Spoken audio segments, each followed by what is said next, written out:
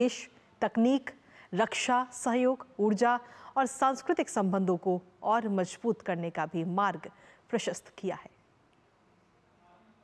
तो आपको बता दें कि प्रधानमंत्री नरेंद्र मोदी की 5 दिवसीय 3 देशों की ये यात्रा रही और काफ़ी सफल ये यात्रा। इस दौरान कनाडा में G7 में भी प्रधानमंत्री नरेंद्र मोदी शामिल होते हुए नजर आए।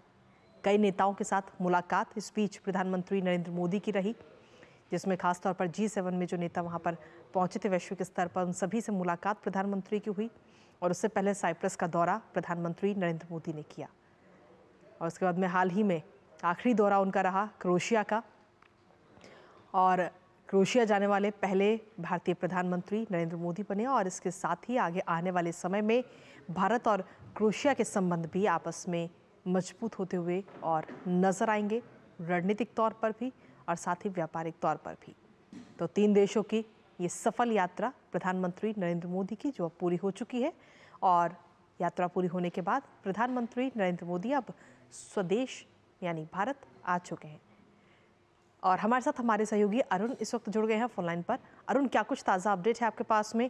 5 दिवसीय 3 देशों की ये यात्रा काफ़ी सफल रही प्रधानमंत्री नरेंद्र मोदी की। अरुण, बिल्कुल, देखिए कि 2 देशों की एक तरह से आप कह सकते हैं ऑफिशियल विजिट थी और कनाडा के अंदर प्राइम मिनिस्टर नरेंद्र मोदी ने मल्टीलैटरल प्लेटफॉर्म G7 समिट के अंदर शिरकत की थी।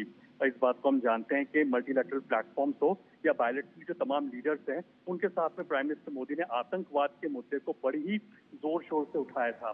दूसरी बात कि कैसे भारत और जो अन्य देश है उनके साथ रिश्तों को बेहतर किया जा सके, अगर फ्री ट्रेड एग्रीमेंट होना है तो उनको कैसे जल्द से जल्द फास्ट ट्रैक किया जा सके और अंतिम रूप तक पहुंचाया जा सके। तो प्राइम मिनिस्टर मोदी का जो फोकस इस पूरी जो 3 देशों की रहा वो प्राइमरीली ये रहा था कि कैसे जो आर्थिक मोर्चे के ऊपर रिश्तों को मजबूत बनाया जा सके, चाहे साइप्रस हो चाहे क्रोएशिया हो। और दूसरी तरफ कनाडा के अंदर G7 समिट के अंदर मल्टीलैटरल प्लेटफॉर्म के ऊपर आतंकवाद जैसे मुद्दे को बड़ी जोर शोर से उठाया। इसके साथ ही अरुण, अगर हम देखें तो G7 आयोजन के दौरान प्रधानमंत्री नरेंद्र मोदी की मुलाकात कई सारे वैश्विक नेताओं के साथ भी हुई, जिनकी तस्वीरें भी हमने देखी हैं। तो उन मुलाकातों को लेकर आप क्या कहेंगे? देखिए, प्राइम मिनिस्टर मोदी ने एक तरह से जो इंडिया ग्रोथ स्टोरी है उनको हाईलाइट किया। आप देखेंगे कि जो तमाम जो G7 कंट्रीज के जो लीडर्स है प्राइम मिनिस्टर मोदी ने उनके साथ में मुलाकात की। इनफैक्ट G7 समिट की साइडलाइंस पर प्राइम मिनिस्टर मोदी ने जो यूएस प्रेसिडेंट डोनाल्ड ट्रंप है उनके साथ फोन कॉल पर भी बातचीत की है। तो इस बात को दर्शाता है कि कैसे जो भारत है, और जाहिर सी बात है कैनेडियन जो लीडरशिप उन्होंने भी कहा कि भारत को नजरअंदाज नहीं किया जा सकता है। भारत और जो भारत के जो लोग हैं, जो 140 करोड़ लोग हैं, ये उनकी ताकत है कि बार बार वो G7 में उनको इन्वाइट किया जाता है और साथ ही साथ कैसे उसके बिना G7 का उसको सोचना भी एक तरह से मुश्किल है। तो जाहिर सी बात है कि भारत के जो बढ़ते हुए कद को भी कहीं ना कहीं दर्शाता है। साथ ही अगर साइप्रस की बात करें तो साइप्रस की यात्रा को आप किस तरह देखते हैं अरुण?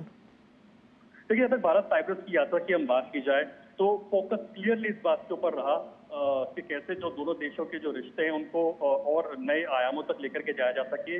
व्यापारिक मोर्चे पर या आर्थिक मोर्चे पर कैसे जो ट्रेड की जो गतिविधि है उसको कहीं ना कहीं नई ऊंचाई तक लेकर के जाया जा सके।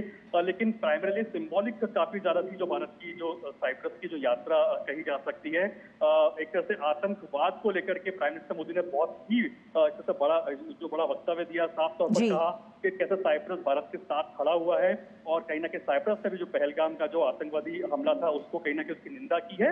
और जाहिर सी बात है कि जो ऑपरेशन सिंदूर है उसके बारे में प्राइम मिनिस्टर मोदी ने वहां की लीडरशिप को बताया। तो जाहिर सी बात है कि आतंकवाद को लेकर के कोई भी जो गुड टेररिज्म और बैड टेररिज्म की बात होती है उसको बर्दाश्त नहीं किया जाएगा, उसमें भेदभाव नहीं किया जाएगा और आतंकवाद को मुंह तोड़ जवाब दिया जाएगा। ये बात एक तरह से प्राइम मिनिस्टर मोदी ने साइप्रस की धरती पर भी रखी। चलिए, बहुत बहुत शुक्रिया अरुण, तमाम जानकारी और अपडेट्स हमारे साथ साझा करने के लिए, इस खबर से जुड़े हुए।